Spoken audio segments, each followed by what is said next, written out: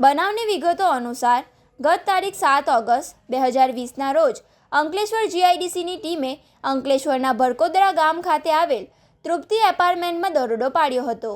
આ દરમિયાન ત્યાં રહેતા ધર્મેન્દ્રસિંહ રાધેશ્યામસિંહ રાઠોડ નામના શખ્સને ઝડપી લેવાયો હતો.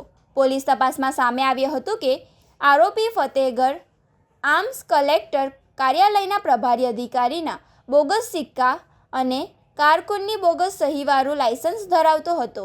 આ બોગસ લાયસન્સના આધારે તે 12 બોર્ડની સિંગલ બેલ બ્રિજ લોડર બંદૂક સાથે અલગ અલગ સિક્યુરિટી એજન્સીમાં પણ ગનમેન તરીકે નોકરી કરતો હતો. પોલીસે જે વખતે એક 12 બોર્ડની સિંગલ બેલ બ્રિજ લોડર બંદૂક 5 નંગ જીવતા કારતૂસ મળી આવ્યા હતા, જેની કુલ 20,000થી વધુ મુદ્દેનો માલ જપ્ત કર્યો હતો. ધર્મેન્દ્રસિંહની ધરપકડ બાદ પૂછપરછમાં સામે આવ્યું હતું કે આ બોગસ લાયસન્સ અને હથિયારના કૌભાંડમાં બારડોલી રોડ પર આવેલી ઓમ રેસિડેન્સીમાં રહેતો ત્રિભુવનસિંહ ઉર્ફે બિજેન્દ્રસિંહ રામસ્વર્ધનસિંહ ચૌહાણ મુખ્ય સંડોવાયેલો હતો.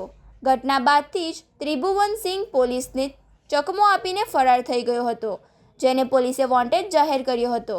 છેલ્લા 6 વર્ષથી નાસ્તા ફરતા આરોપીને આખરે જીઆઈડીસી પોલીસની ટીમે ચોક્કસ બાતમીના આધારે ઝડપી પાડી આગળની કાયદેસરની કાર્યવાહી હાથ ધરી છે.